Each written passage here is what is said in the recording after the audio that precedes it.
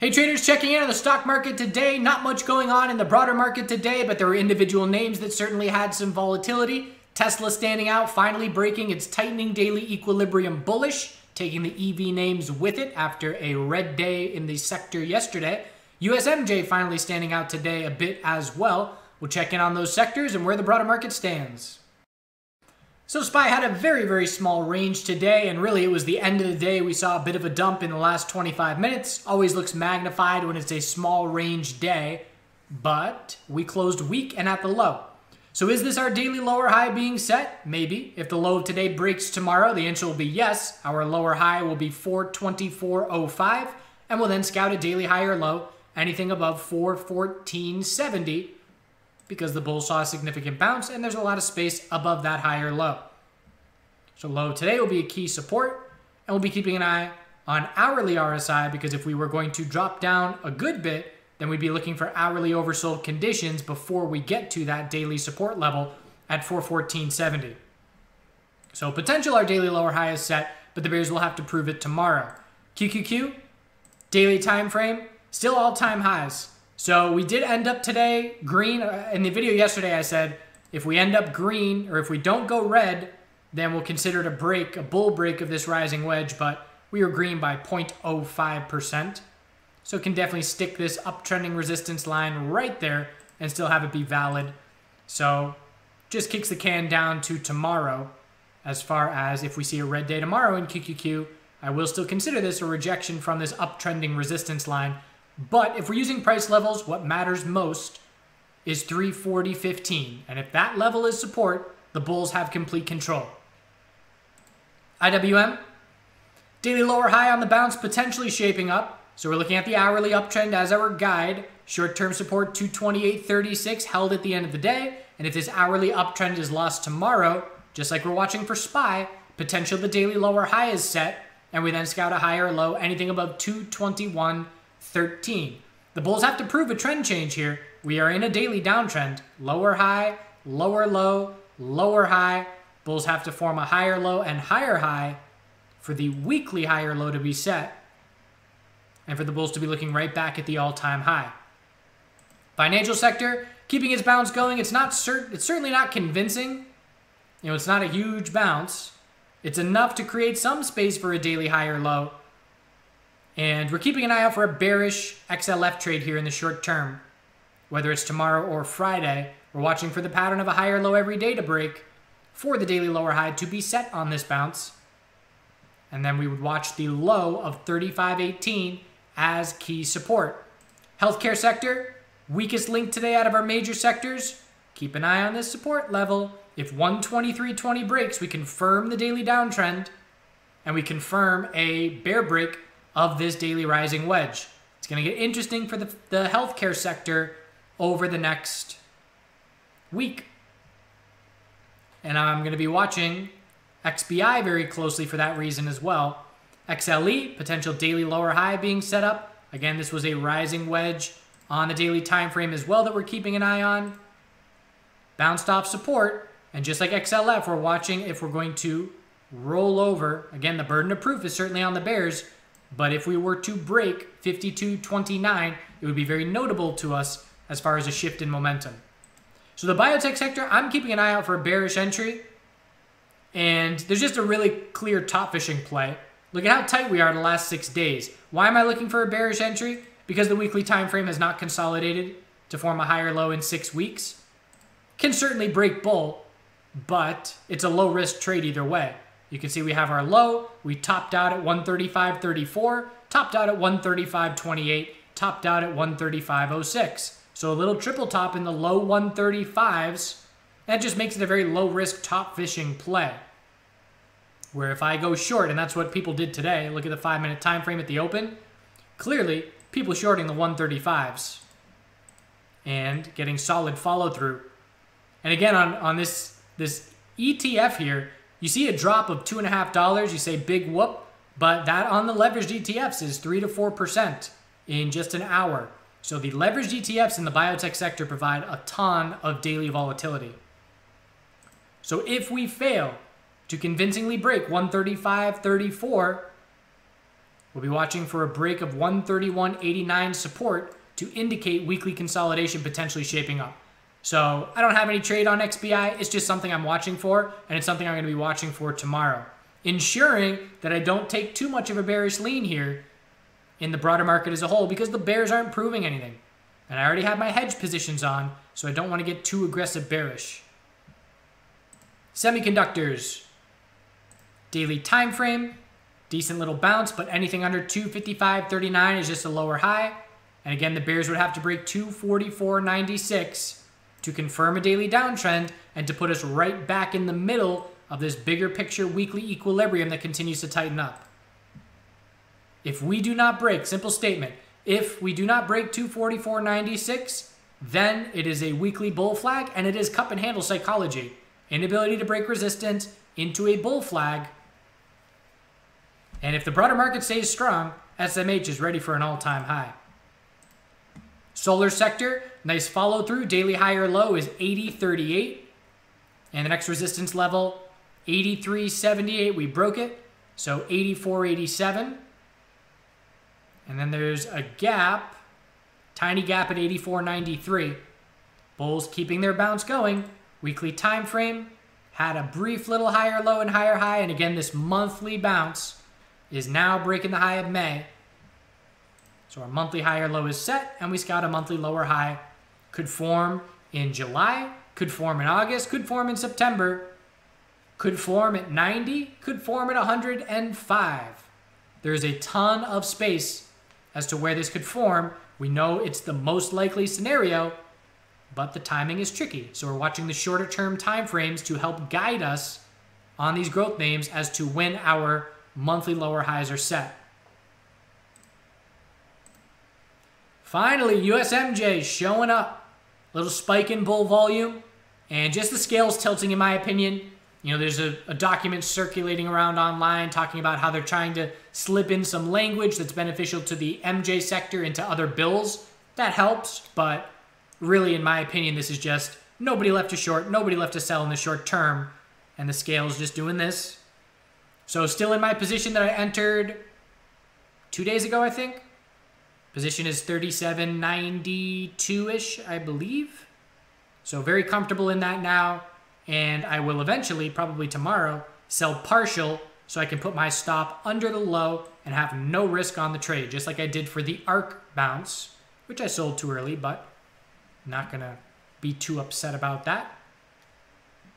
And the play will be looking for a monthly higher low. This is a laggard growth sector name. It's doing the same thing as all the growth sector names, except for enjoying any of the bullish upside of the last 5 weeks. Volatility, 1504 broke. So we got to the lowest level that we've seen since COVID. But it's still a falling wedge type scenario where the bear break did not see much follow through at all. Could draw a downtrend resistance line there. You could draw it there to make it tighter. Bottom line is support breaks, not seeing much follow through. Anything under 2182, just a daily lower high. Dollar, looking for a daily higher low. Could this be a dollar bull flag? Absolutely, it's possible. We confirmed a 4-hour downtrend, and we're not seeing a whole lot of follow through. If we see a bear break of 91.51, the odds of a daily bull flag drop significantly. If 91.51 holds, it's a daily bull flag. And with that, the metals are not looking good. Gold got a bull break with 0 follow through. We broke 1 level, could not break the 2nd level, and it's a potential daily bear flag still. And if we confirm the daily bear flag, I will stop out, break even on the positions I re-added, and I'll be back to cash looking to add again. You know, if I stop out, doesn't mean I'm done with it. I can stop out and look to re-add very quickly after, and I may do that. Oftentimes we do see flags confirmed with no follow-through leading to a more notable reversal, and natural gas weekly time frame is the best example of that recently. But I'm also not just going to hold it for the sake of holding it. Silver, 4-hour time frame, bull break of 1 level, couldn't break the 2nd level, and cautious of a daily bear flag. The metals are daily bear flags. The bulls have to prove to us that they are not. And the miners, with that gap up open, I never like when inside bars break in either direction when it's by a gap. And here we are looking at the low of 34.10. Potential bear flag on the daily. Oil, new high, upper wick of profit taking, but the 4-hour uptrend is our guide and it's still intact. Anything above 72.47 is a higher low, and we're still holding the 4-hour EMA 12. Oil's going to be a good short eventually, but not just yet. Certainly not a name I would want to short into strength. I would need something to show me a shift in momentum. And natural gas, bull break.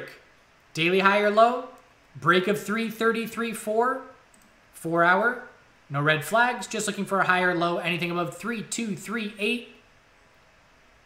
And the bulls trying to follow through with the weekly cup and handle bull break. And after 337, next resistance we're looking at 3.436.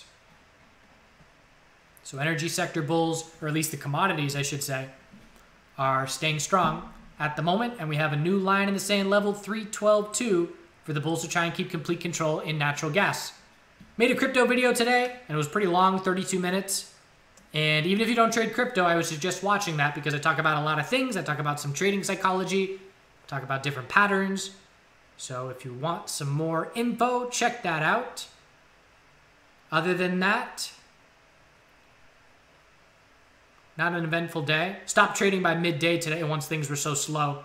But we did have Tesla standing out. So Tesla had a clear daily equilibrium tightening up. We got the bull break of one level. And then we just puttered sideways. And then we got the bull break of 635.59. And the bulls turned on the jets. Bull cross of the daily EMA 12.26. Strong close. Lack of resistance after 635 helped the bulls follow through. 665 is the next level. And the weekly time frame, I should say the monthly time frame, trying to set the monthly high or low in this tightening equilibrium. So we got a daily equilibrium and the break, and you see what happens on the break. Now we look for the monthly equilibrium for a break sometime at the end of this summer. Well, when's the end of the summer? I guess that depends on your definition. We're going to be looking for it in August. But we'll be watching it every day. And I'm told that CNBC is scrambling to figure out why Tesla is up 5% today when the market is fairly flat. Somebody teach them about equilibriums and technical analysis, because that is the reason and the only reason, while they're trying to find a fundamental reason for the price breaking out. Not the way trading works, my friends. So trades I took today, TLRY, while I was live streaming this morning. And what I was just looking for was this daily inside bar bull break. And what I wanted to see was profit taking first thing, and then buy that dip and see bull volume show up. Because it was a double top at 1750, we gapped up, pulled back the first couple minutes, and that is when I made my entry. And my entry wasn't based on any support level. So I made my entry and got filled probably 1752 or something like that. And at that point, where does my stop go? It just goes at my dollar risk limit. So if I'm willing to risk a day loser, I do the math. And that's why being comfortable trading a name helps, because I know instantly what drop on TLRY would give me a day loser. And that's where my stop goes. And then as soon as we see a new high of the day, and there's your bull volume spike, exactly what I wanted to see, now I use the low of the day. As soon as we break the high of the day, 1765, low of the day is my stop. Because if we break the low of the day at that point, red flag. If we don't, then it's exactly what I'm looking for. So we saw this move first thing. I just walked up my stop and said, when we lose the pattern of a higher low every 1 minute candle, I will exit half my position. So we had a double bottom at 1772. I put my stop at 1771. We double topped at the high of the day, and then we had a bear break. So I'm out half of my position, 1752 to 1772, break even 1732, risk-free trade. From that point, I could have re-entered my half and bottom fished the low of the day if I wanted to be an aggressive bull, and it certainly would have played out, but I just left it as is, and we got that bull follow through. And then I saw a bigger pullback than I wanted to see on the 2 minute time frame. We're on the wrong day. The bigger pullback that I wanted to see on the 2 minute time frame, And I'm trying to remember where I exited. I forget. Either way, it was a decent trade, good way to start the day. And I took a couple more trades, and again, it was very similar to yesterday where I just kept risk real small. And the trades that I lost on were either break even or tiny losses. I think I had a 5% of a day loser, not a 5% loss, but 5% of a day loser, which is essentially break even. I call it a taco loss. Had that on a... My brain's gone. What ticker was that? It's the first time I've ever traded it today. It's one of those hype names. Anyways, another trade that I played was AMC, 5-minute equilibrium. So we know how to play equilibriums. They're tightening ranges. And here we had high of the day, low of the day, lower high, higher low. I believe this is the one. No, that seems too early in the day. Might have been a different equilibrium formed later. Nope, that was the one. It was just a bit later in the morning. It was right here. Low, high, higher, low, lower, high, higher, low. So the trade that I took was just playing off support. So we're coming down towards support. I know we must hold 58.52. So I make an entry, 58.70s, put my stop under 58.49, low risk, very tight pattern, and I'm looking for a bull break. Why am I looking for a bull break? Because I'm looking for a 15-minute higher low to be the most likely scenario, and here we are grinding EMA 12 support. So if we can set a 15-minute higher low and hold EMA 12 support, that 5-minute equilibrium is going to break bull. And as soon as I was in that position, I then sold half into resistance. We made our way up here on this candle, I believe. Failed resistance of 59.40. I exited half of my position. So if I'm in at the 59.70s, I sell half, or 58.70s, I sell half in the low 59s. I am now in a risk-free trade. I cannot lose a dollar. Stop stays at 58.49, and I let this play out. And we get a bull break, and it's a decent little win there. I decide to let that half position go and try and see a new high of the day.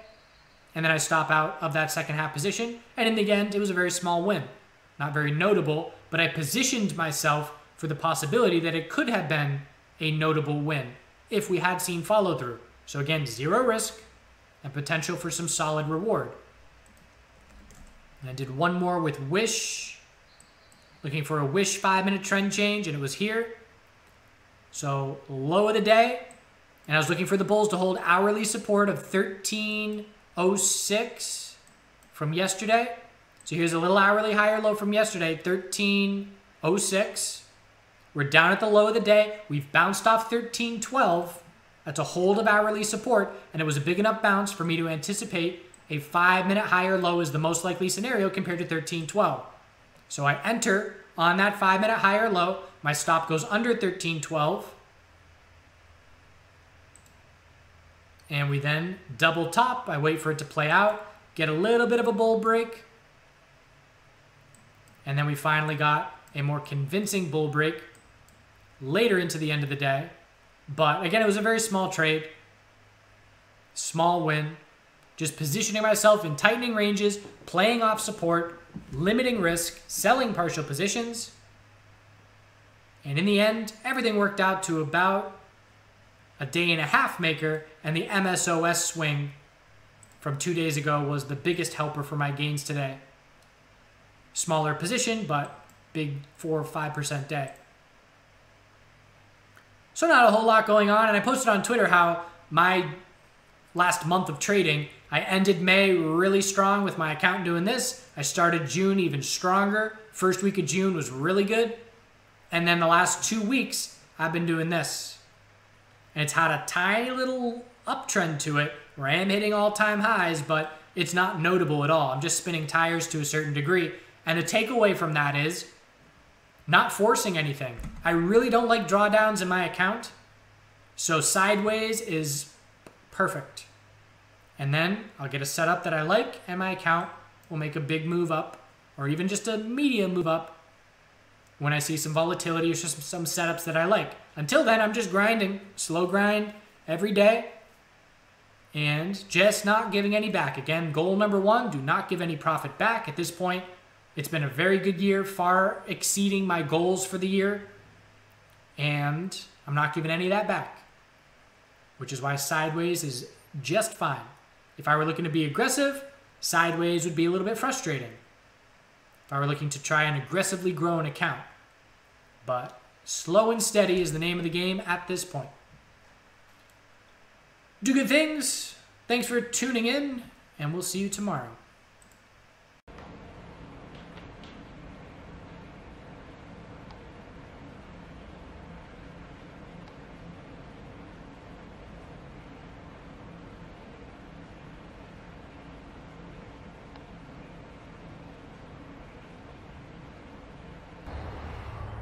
So the power of observation, I think I have a YouTube video called The Art of Observation, where I talk about how in nature, that's pretty much how I enjoy nature, is just observing things, whether it's just walking on a path or in the garden.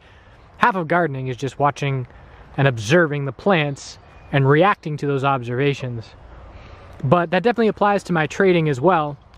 And just an example of how my brain works, walking down the driveway, noticing these are all zinnia flowers, seeds that I planted, and noticing that all of these ones are nice and big and lush, and then you get to a certain point down the strip and they taper off into way smaller, and it starts right here. These are the big ones, then they start getting a little bit smaller, and then from here on down they're all really small. So next the brain says, okay, why are they different? First thing, different varieties. And then I remember, no, I mixed all the seeds up. They are different varieties, but I mixed them all up and then just planted them in a strip. So next, soil or water differences. Nope, they're all the same. Okay, what about the sun? So sun rises up here, goes across the sky, and gets to right there, and there's your answer. So this big tree here cuts out and puts in shadow for a big part of the day this strip, and from here on out in the middle of the day these are all not being shadowed. So you can see just the very distinct difference where these plants are literally 2 to 3 times larger than the other half on that side. Observations, very important.